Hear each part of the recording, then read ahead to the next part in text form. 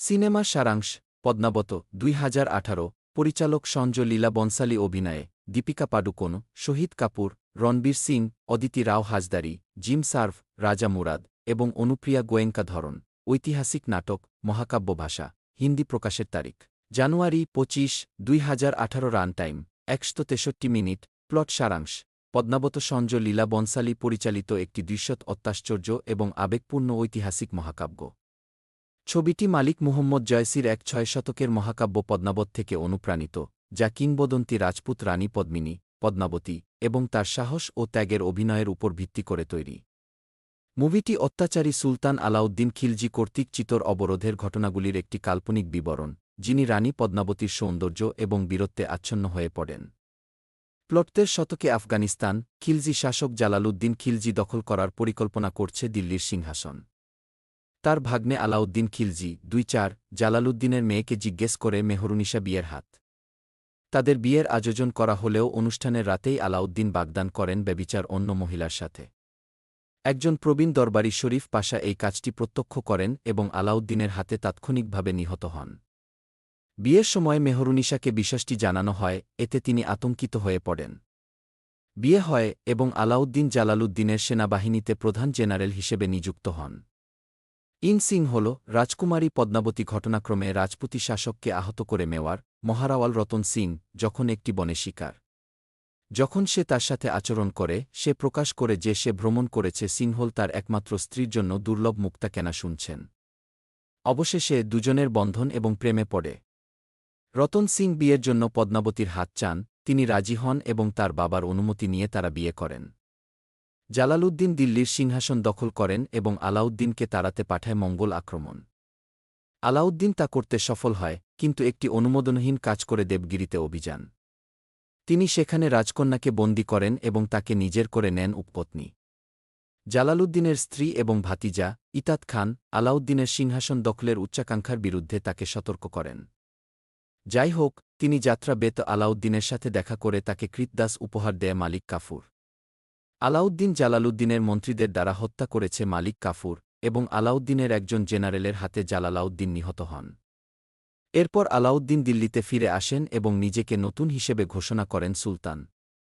সময়ের সাথে সাথে আলাউদ্দিন এবং কাফুর খুব ঘনিষ্ঠ হয়ে ওঠে এবং কাফুর আলাউদ্দিনের সেনাবাহিনীতে একজন জেনারেল হয়ে ওঠে।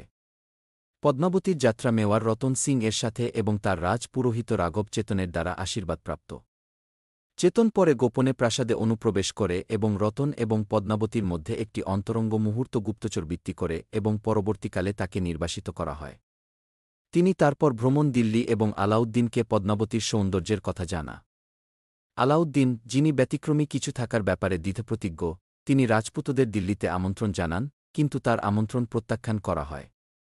ক্ষুব্ধ হয়ে তিনি রতন সিংয়ের রাজধানী অবরোধ করেন চিত্তোর। একটি ব্যর্থ অবরোধের ৬ মাস পর আলাউদ্দিন শান্তির ভঙ্গি করেন হোলি এবং চিতোরে প্রবেশের অনুমতি দেওয়া হয়, যেখানে তিনি রতন সিং এর সাথে দেখা করেন। তিনি পদ্মাবতীকে দেখতে বলেন, রতন সিং এই অনুরোধটি মঞ্জুর করেন, কিন্তু আলাউদ্দিনকে তার মুখ দেখতে বাধা দেওয়ার সময় মাত্র মুহূর্তের জন্য। রতন সিংকে খিলজি প্রতারিত করে এবং বন্দী হিসেবে দিল্লিতে নিয়ে যায়। রানী নাগমতির পীড়াপিড়িতে পদ্মাবতী কিছু শর্তে আলাউদ্দিনকে দেখতে রাজি হন। তিনি প্রথমে রতনের সাথে দেখা করবেন, তাদের সাক্ষাতের সময় কোনো পুরুষ অভিভাবক থাকবে না এবং চেতনকে তার আগের বিশ্বাসঘাতকতার জন্য মৃত্যুদণ্ড দেওয়া হবে। আলাউদ্দিন একমত। এরপর পদ্মাবতী তার সাথে দেখা করতে দিল্লি যান। এদিকে আলাউদ্দিন তার ভাইপোর একটি হত্যার ষড়যন্ত্র থেকে বেঁচে যায়, যদিও সে আহত হয়। যখন তার ভাগ্নে তাকে শেষ করার জন্য বিছানায় সুস্থ হয়ে তাকে দেখতে আসে, আলাউদ্দিন তাকে জাগিয়ে তোলে এবং তাকে হত্যা করে। রাজপুতরা মহিলাদের পোশাকে ছদ্মবেশে সকালের সময় খিলজি সৈন্যদের উপর আক্রমণ করার পরিকল্পনা করে নামাজ। পদ্মাবতী চিতোরের সেনাপতি গোরা এবং বাদলের সাথে রতন সিংকে মুক্ত করেন এবং মেহরুনিসার সাহায্যে পালিয়ে যান। রতন আলাউদ্দিনের মুখোমুখি হয়, যে রতনকে তার দুর্বল অবস্থায় তাকে হত্যা করার এই সুযোগটি নিতে অনুরোধ করে। যাই হোক, রতন প্রত্যাখ্যান করেছেন কারণ এটি আহতদের আক্রমণ না করার রাজপুত ধর্মের বিরুদ্ধে।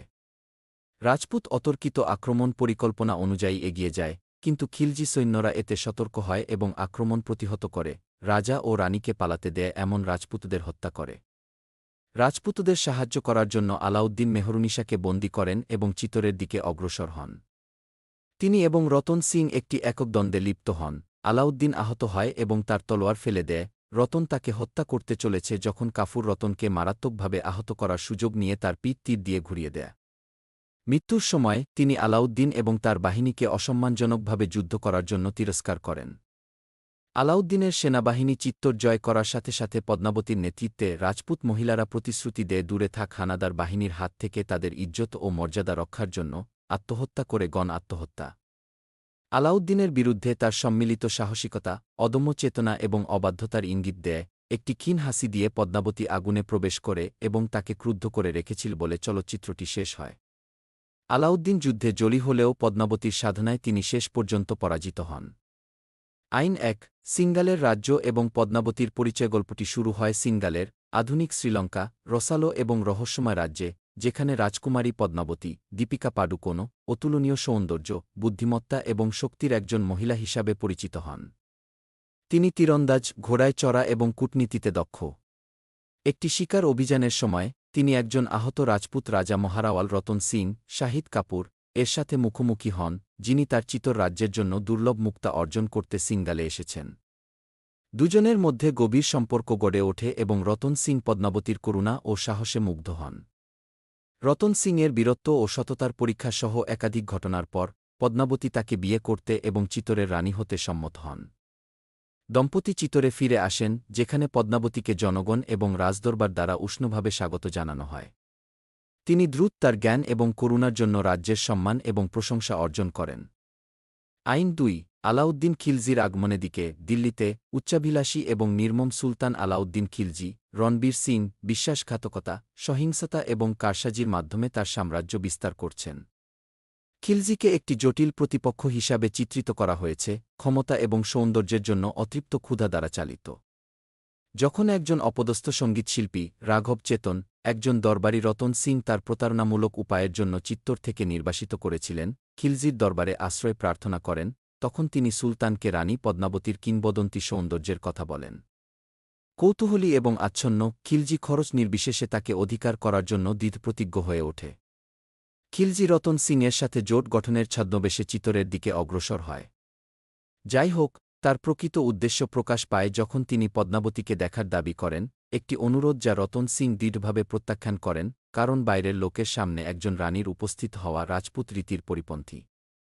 অপমানিত ও ক্ষুব্ধ হয়ে খিলজি রাজ্য জয় করার এবং পদ্মাবতীকে নিজের বলে দাবি করে চিত্তর বিরুদ্ধে যুদ্ধ ঘোষণা করেন। আইন ৩ চিত্তর অবরোধ চিত্তর অবরোধ শুরু হয়, খিলজির বিশাল বাহিনী দুর্গ ঘিরে ফেলে। সংখ্যায় বেশি হওয়া সত্ত্বেও রতন সিংয়ের নেতৃত্বে রাজপুতরা তাদের রাজ্য এবং সম্মান রক্ষার জন্য বীরত্বের সাথে লড়াই করে। যুদ্ধের দৃশ্যগুলি তীব্র এবং মহৎ, রাজপুত যোদ্ধাদের বীরত্ব ও আত্মত্যাগকে তুলে ধরে। পদ্মাবতী, যদিও রাজপ্রাসাদে সীমাবদ্ধ, সৈন্যদের মনোবল, কৌশল ও বৃদ্ধিতে গুরুত্বপূর্ণ ভূমিকা পালন করে। অবরোধের সময় খিলজি প্রতারণা এবং বিশ্বাসঘাতকতার অবলম্বন করে। তিনি যুদ্ধবিরতির সময় রতন সিংকে বন্দী করেন এবং রাজার জীবনের বিনিময়ে পদ্মাবতীর আত্মসমর্পণ দাবি করেন। পদ্মাবতী অবশ্য তার স্বামীকে উদ্ধার করার পরিকল্পনা করে। তিনি খিলজির কাছে একটি বার্তা পাঠান, তার শিবিরে তার সাথে দেখা করতে সম্মত হন, কিন্তু শুধুমাত্র যদি তিনি প্রথমে রতন সিংকে মুক্তি দেন। খিলজি তার আবেশে অন্ধ সম্মত হন। ঘটনার একটি নাটকীয় মোডের মধ্যে রতন সিং মুক্ত হন এবং পদ্মাবতী তার বুদ্ধি ব্যবহার করে খিলজির খপ্পর থেকে পালাতে পারেন। ক্ষুব্ধ হয়ে খিলজি চিত্তরে পূর্ণমাত্রায় হামলা চালায়। পরাজয় আসন্ন বুঝতে পেরে পদ্মাবতী এবং চিতরের মহিলারা তাদের সম্মান রক্ষা করতে এবং শত্রুর হাতে ধরা এড়াতে জওহর আত্মদাহ করার সিদ্ধান্ত নেয়। একটি হৃদয় বিদারক ক্রমানুসারে পদ্মাবতী শত শত নারীকে একটি বিশাল অগ্নিকুণ্ডে নিয়ে যায়, অসম্মানের চেয়ে মৃত্যুকে বেছে নেয়। আইন ৪ দ্য আফটারমাথ চিতরের পতনের মাধ্যমে ছবিটি শেষ হয়। রতন সিং এবং তার যোদ্ধারা শেষ নিঃশ্বাস পর্যন্ত লড়াই করে, সাহস ও ত্যাগের রাজপুত আদর্শকে মূর্ত করে। খিলজি যদিও বিজয়ী, ছাই এবং পদ্মাবতীর অবাধ্যতার ভুতুড়ে স্মৃতি ছাড়া আর কিছুই অবশিষ্ট নেই। রাজপুতদের বীরত্ব ও ত্যাগের প্রতি একটি মর্মস্পর্শী শ্রদ্ধার সাথে সিনেমাটি শেষ হয়, সম্মান, ভালোবাসা এবং অত্যাচারের বিরুদ্ধে প্রতিরোধের বিষয়গুলির উপর জোর দিয়ে। থিম এবং প্রতীকবাদ ১ সম্মান এবং বলিদান চলচ্চিত্রটি ইজ্জাতের, সম্মান, রাজপুত নীতি এবং পদ্মাবতী এবং চিত্তর নারীদের তাদের মর্যাদা রক্ষার জন্য চূড়ান্ত আত্মত্যাগকে তুলে ধরে। ২ আবেশ এবং অত্যাচার পদ্মাবতীর প্রতি আলাউদ্দিন খিলজির আবেশ অনিয়ন্ত্রিত ইচ্ছা এবং ক্ষমতার ধ্বংসাত্মক প্রকৃতির প্রতীক। ৩ মেয়েলি শক্তি, পদ্মাবতীকে অনুগ্রহ, বুদ্ধিমত্তা এবং স্থিতিস্থাপকতার প্রতীক হিসাবে চিত্রিত করা হয়েছে, যা ঐতিহ্যগত লিঙ্গ ভূমিকাকে চ্যালেঞ্জ করে। ৪ সাংস্কৃতিক গর্ব, ছবিটি রাজপুত সংস্কৃতি, ঐতিহ্য এবং বীরত্ব উদযাপন করে, পাশাপাশি সাম্রাজ্য বিজয়ের বর্বরতার সমালোচনা করে।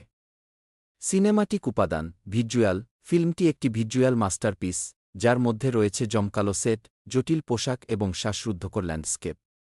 ভানসালির ঔজ্জ্বল্যের স্বাক্ষরশৈলী এবং বিস্তারিত মনোযোগ জুড়ে স্পষ্ট। সঙ্গীত, সাউন্ড ট্র্যাক, সঞ্জয় লীলা বনসালি দ্বারা রচিত, ঘুমর এবং এক দিল এক জানের মতো প্রাণমা সুরগুলিকে বৈশিষ্ট্যযুক্ত করে, যা গল্পের মানসিক গভীরতা বাড়ায়। পারফরম্যান্স, দীপিকা পাডুকোন পদ্মাবতীর চরিত্রে একটি শক্তিশালী পারফরম্যান্স প্রদান করেছেন, চরিত্রের করুণা এবং শক্তিকে মূর্ত করে। শাহিদ কাপুর রতন সিংকে মর্যাদা এবং সংযমের সাথে চিত্রিত করেছেন, একজন মহৎ রাজার সারাংশকে ধারণ করেছেন। রণবীর সিং আলাউদ্দিন খিলজির চরিত্রে চুরি করে, ভূমিকা একটি ভয়ঙ্কর এবং অপ্রত্যাশিত শক্তি নিয়ে আসে। বিতর্ক, পদ্মাবত কিছু রাজপুত গোষ্ঠীর উল্লেখযোগ্য প্রতিক্রিয়ার সম্মুখীন হয়েছিল, যারা ছবিটিকে ঐতিহাসিক তথ্য বিকি